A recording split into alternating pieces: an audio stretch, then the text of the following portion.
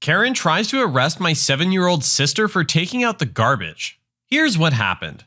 Subscribe to Am I the Jerk on YouTube and hit the bell icon for notifications.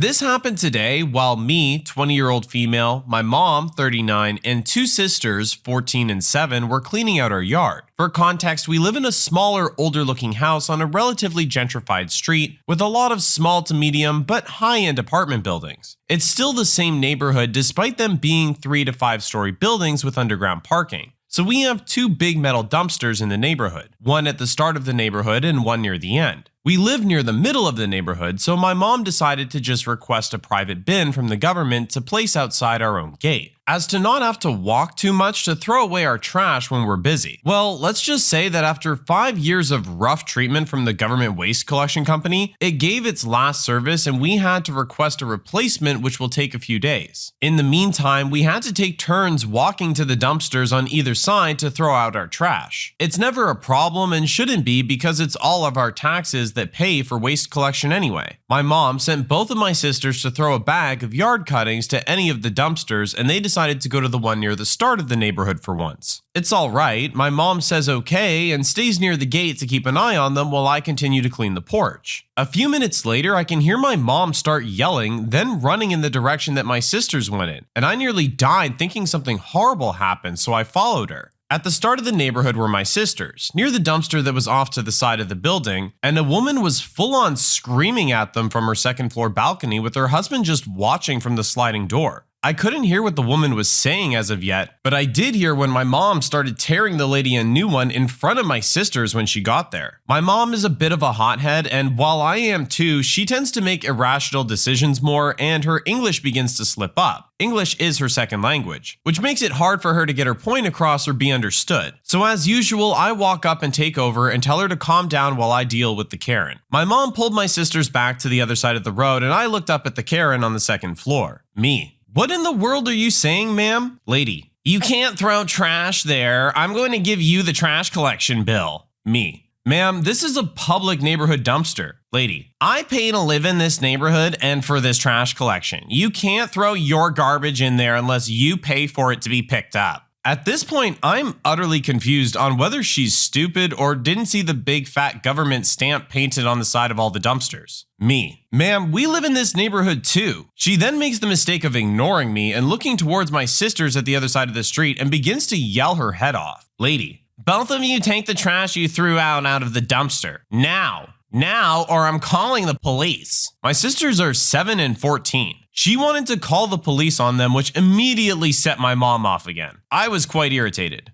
Mom. Shut up, I'm their mother. Talk to me or you haul your butt back into your apartment. Me. Ma'am, go home. But this lady is just absolutely screaming and pulls out her cell phone repeating that she's going to call the police and make us pay for trash collection. I immediately lost my patience. Me. Call them then. Get it over with. Call them and tell them that you want to arrest a 14-year-old and a 7-year-old for throwing trash in the dumpster. The lady seemed taken aback, but began directing this at me again. Lady. I'll have them lock you all up. You're polluting the neighborhood and dumping trash when you don't pay for this service. Take the trash out of the dumpster before I come break all your faces. Me. You don't pay the waste collection company either. Call the police and tell them all of this. Do it before I do. That made the husband finally step in and he pulled her back into the apartment while she was still screaming. He came outside by himself while we heard crashing and slamming inside the apartment. Husband. You don't have to take the trash back out of the dumpster, just don't do it again.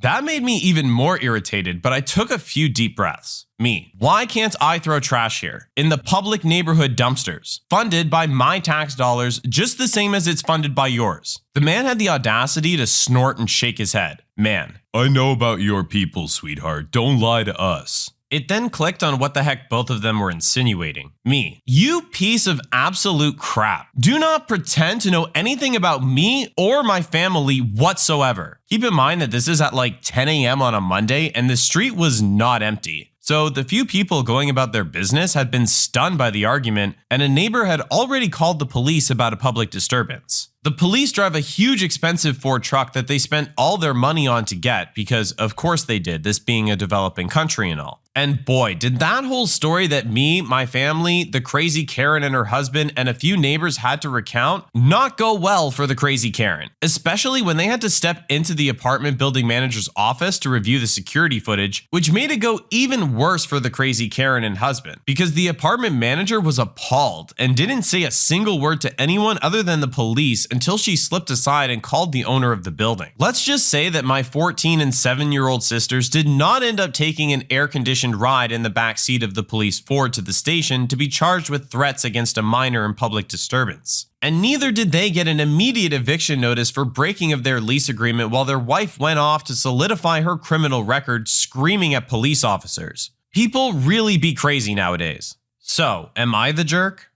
I really can't believe someone would get this angry about something like this when it's just two kids throwing out some trash. Surely you have better things that can occupy your time than yelling at a couple of kids just trying to clean up. It's people like this that are really angry about something else entirely and end up taking it out on other people over very small things just because they feel they have some sort of power over them. In this case, because they were kids and she was older, she felt she had authority to yell at these children. But that's fine, because I guess things didn't quite go the way that she planned anyway. A happy end to the story at least, because now no one in that neighborhood has to deal with these people since they've been evicted. Before we jump into the next one, if you like Am I the Jerk, you're probably going to love Am I the Genius. Check it out, link down below in the description. Karen couple downstairs doesn't know how to deal with a crying baby. So just for some context, me, 27 female, and my partner, 27 male, have an 18-month-old daughter. We live in a top floor flat in the south of England and have lived here for 3.5 years. Our previous neighbors below me moved out about 5 or 6 months ago, and we now have new neighbors. They're a couple in their early to mid 20s, I'd say for the purpose of the story. I'll call them John and Jane. We had seen them a few times in passing on the stairwell and they seemed nice enough. A month or so ago, Jane knocked on the door and asked if it's possible that we could keep the noise down to a minimum, as she works from home and can hear sounds in her living room and is trying to work. I told her I would do my best to accommodate her, however I have a toddler that doesn't understand how to be quiet really, and so that may not always be possible. She seemed okay with that answer and went back downstairs. I've begun to place thick blankets on the floor in the living room in her bedroom to hopefully mitigate the sounds, and until recently I thought it was fine. Well, recently my daughter has been sick with a chest infection and it's been a really rough time while she gets better. Last week, John came up and knocked on the door and began to complain about the noise again. I informed him that I've been trying my best to keep the noise down while she's playing, but there's only so much I can do. He then proceeds to tell me that that's not the issue, but my daughter crying is. I told him that I'm really sorry, but she's been unwell and I can't stop her from crying when she's not feeling well. I explained that it's not something I can control and I'm doing what I can because she's just not sleeping. He wasn't happy with the answer I gave him and started going off on a tirade of really horrible things, calling me all the names under the sun and saying that I must be a bad parent if I can't comfort her enough for her to stop crying. I lost it and told him that I refuse to be spoken to that way and that I have been more than accommodating to him and Jane when it comes to my daughter playing, and that I'm sorry that I can't control when my daughter cries, that I'm doing the best I can, and I also wish I was getting more rest. I then proceeded to call him a few more colorful names myself and slammed the door in his face. My partner was at work, so I called a friend of mine who said that although he agreed with me, I shouldn't have slammed the door in his face and should have tried to be more respectful of him, and that I should knock downstairs and apologize to him. So Reddit, am I the jerk? This one's a little bit more of a gray area, but ultimately I have to say, no, you're not the jerk. At the end of the day, sometimes we don't realize how much what we're doing in our apartment might affect someone else living next door, and how much they might be hearing. The interaction with the wife seemed perfectly okay and respectful. The husband, however, seemed perhaps a little irritated from lack of sleep and could have gone about this a much better way. But like the lady said, at the end of the day, she was doing everything she could to try and accommodate her neighbors, and I feel that's what's important, is that she was putting in the effort to try and be courteous to them. The husband did not seem to have the same intention. I refuse to invite my stepdad to Christmas unless he apologizes for calling me a useless B word over Pepsi bottles. I know this whole situation sounds stupid, but bear with me. I, female in my 20s, am hosting Christmas this year with my husband, male in his 20s. My parents split up when I was around 5 years old. My dad is pretty much out of the picture. When I was 16, my mom in her 50s met my stepdad, Tom, in his 60s. They met online and got married after only knowing each other for 3 months. Teenage angst was probably at play, but I never really liked Tom, and at the time I thought my mom was ridiculous for marrying someone she only knew for such a short time. Anyways, a few days ago, my mom invited me over. I helped her put away some shopping when I got there. There were some small bottles of Pepsi that I forgot to put in the fridge, so they were just sitting on the counter. A couple hours later, Tom gets home from work and he sees the Pepsi bottles on the counter and he starts flipping out. He goes on about how he can't drink room temperature Pepsi and that they should be in the fridge. I told him it was me and that I just forgot to put them in the fridge and apologized. Apparently that wasn't good enough, and Tom went off about how stupid it was to not put them in the fridge and that I have no common sense. I sarcastically told him that this is a disaster and however will he recover from this. Tom called me a useless B-word. I decided to just leave, and later I texted my mom and Tom and told them that unless he genuinely apologizes for calling me a B-word and being so rude to me over Pepsi bottles, Tom's not invited to Christmas anymore. My mom sends me paragraph after paragraph making excuses for Tom and saying that I'm being unfair. She said that I'm making her choose between me and Tom and that I'm unfairly putting her in a difficult position, and accused me of punishing her for a situation she didn't cause. I told her that I don't care and that no apology means no invite for Tom, and that I don't want him attending if he can't apologize for his actions. She said I'm being petty and acting like a child with birthday party invites and said I'm being a Scrooge. She keeps sending me pictures of Scrooge and the Grinch and saying, "That's you." I really don't know if I'm actually being petty or going too far. So, am I the jerk? Again, I'm gonna have to go with a no on this one. At the end of the day, what her stepfather said was incredibly disrespectful and completely unnecessary. And if this is the behavior that her mother has to deal with on a regular basis, I worry for her as well. The fact that she's so quick and aggressive to defend his behavior would kind of lead me to believe that this is a regular occurrence for her. Either way, I have to say good on you for standing up for yourself, and I hope your mom can stand up for herself a little bit more too if this is what she has to deal with. My dad and stepmom tried to force us to watch their wedding video. I'm a 14-year-old female and my brother is a 10-year-old male. Our dad has been with Carol for close to 2 years and they got married in early November. Carol hates us, especially me. She calls me a problem child and is always picking at me and being rude to me. She constantly compares us to her daughters, constantly picks fights, and tries to parent my brother and I. She yells and calls us names when we have to go over. If one of her daughters does something to us, like taking our stuff, she just brushes it off and laughs. And our dad just lets it happen. We have no choice but to see him 4 times a month because of he and our mom's court agreement. But we hate it there and we hate Carol. So we didn't go to their wedding, even though dad was super peeved and fought with us about it for 2 months after we told him we weren't going. So we skipped the wedding. Last Sunday, he picked us up like usual and drove us to his house. I noticed right away they were in a better mood than they've been lately. Carol was blabbing at us about their honeymoon in Florida. When we got to the house, dad announced that they had something to show us and for us to go and sit in the living room while he got it. Me and my brother went and sat down, but we both had a bad feeling. The girls were nowhere around, which was weird. Carol came to sit on the other couch and she was just staring at us, looking like she'd won something. And my dad comes in with a Blu-ray disc and puts it into the player and sits with Carol. And Carol says in this fake happy voice, "This is since the two of you missed it. You can see what you missed." It started playing and we realized it was a video of their wedding day. A few seconds in, it was edited to a clip of them saying "I do" and kissing. My brother saw this and started to cry. And I just got so mad. We hate Carol and that's why we didn't go in the first place. She was gonna force us to look at it now. So I grabbed my brother's hand and pulled him up off the couch and said we weren't gonna watch this. Carol sneered and said we had no choice. I told her she'd never be in charge of us no matter how much she wished she was, and told my dad we were leaving. I admit I shouted this part. She told me to stop being a little B-word and I shouted back that she's being a big fat B-word who should know better. Rude, I know. She shouted at my dad, "Are you just gonna let her talk to me like that?" And dad just kind of laughed and said he wasn't going to deal with this and went to his room and locked the door. I took my brother to get his stuff on, grabbed my bag and left, with Carol screaming at me most of the time. I don't know most of what she was saying, it was too loud and screamy. I started walking with my brother down the side of the road and called mom on my cell to come get us. We walked about 10 minutes before she met us on the road. Dad is mad at me, Carol's peeved, but I don't care. Mom is upset only because she thinks I shouldn't have walked my brother along the road. If I'm the jerk, it's alright.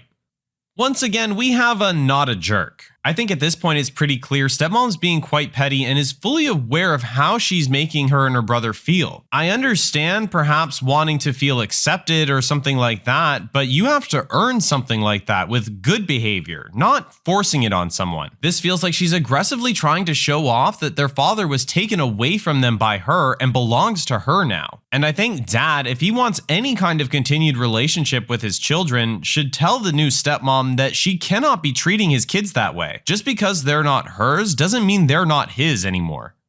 I responded to my father's request for a relationship with a detailed PowerPoint on why he will never be forgiven. If I'm the jerk here, I'll own it. I'm not sorry, but it would be good to know because the rest of my family thinks this went too far. My 24-year-old mom died when I was 7 from leukemia. I have very few memories of her from before she was sick, and I didn't get to spend a lot of time with her in her last year, but she was an artist. And until she couldn't anymore, she would make me little collages when she was in the hospital with drawings and photos and messages for me. My grandmother put them all in a book for me after she died. I wanted to be like my mom, and my counselor thought it would help. So I started a journal where I would do kind of a similar thing, and I've done at least 1 page a week all these years ever since my mom died. More when I miss her or have something hard going on. So I have kind of a unique record of my mental state over the last 16 years. My father remarried when I was 9. My stepmother really leaned hard into the "I'm your mom now," and my father didn't stop her. It improved when they had my half brother because she basically forgot about me then. Unfortunately, he got cancer when he was 3, and I pretty much ceased to exist for my father. He was either working or gone with my brother, and I spent all my teen years mostly at home alone or with my grandparents. The mantra was that my brother needed to be the focus because he might die, so I needed to not be selfish since I was healthy. I stopped trying to talk to him when I was 16, and it was a dark time. I moved out when I was 18 and cut them off completely. My grandparents let me know that my brother died a couple years ago, but respected my desire to remain non-contact with my father. He recently reached out to them because he wants to see me and talk. I went through my old journals and made him a PowerPoint with images of the entries where I had talked about being frustrated and feeling abandoned and unwanted. Some with literal quotes of things my dad had said to me during arguments. Even the really dark stuff from when I was seriously depressed. Then I ended it with a photo of one of my mom's collages where she had written, "Remember that your dad and I are always here for you." And I wrote, "You failed. Go away," underneath. I felt like him being able to see it from my literal perspective would communicate why I don't want him back better than I could. Evidently it worked, but a little too well, because I've been bombarded by family telling me that it's understandable that I don't want to see him, but what I sent gutted him, and he's completely fallen apart after reading through it, and it was unnecessarily cruel. Maybe it was. I know from my bar that it is kind of weird sometimes, but am I the jerk?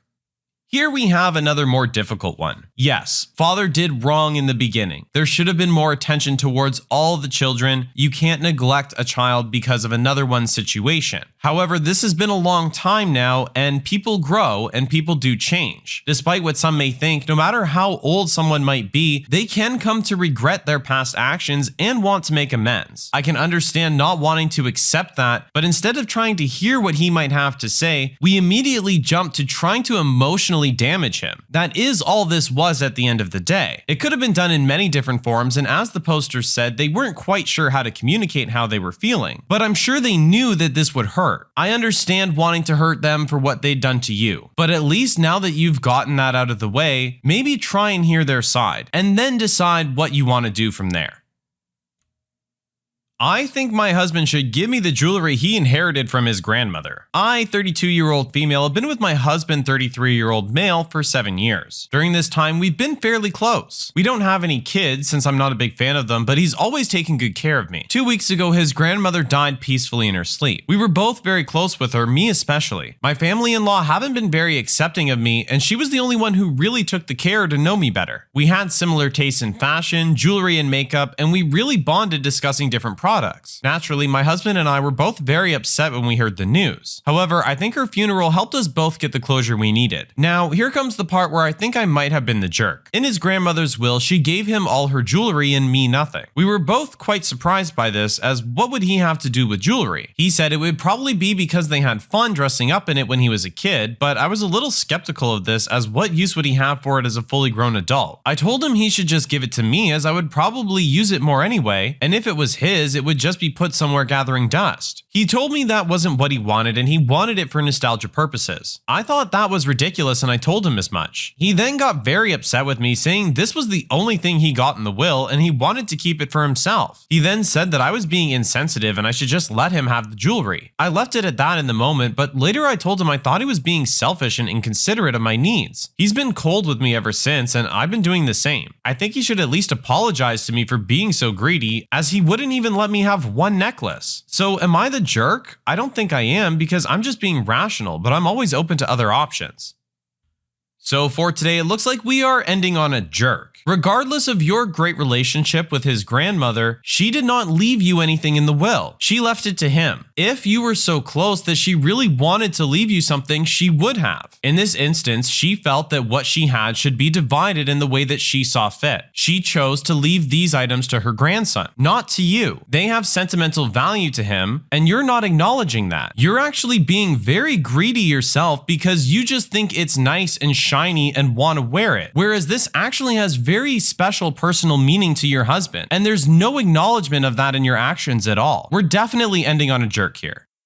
When you subscribe, make sure to hit the bell icon to turn on notifications. Put the playlist on in the background to finish listening to all the stories, linked at the top of the description. And if you like I Am the Jerk, give I Am the Genius a shot, linked in the description as well. Either way, thanks a lot for watching, and we'll see you guys next time.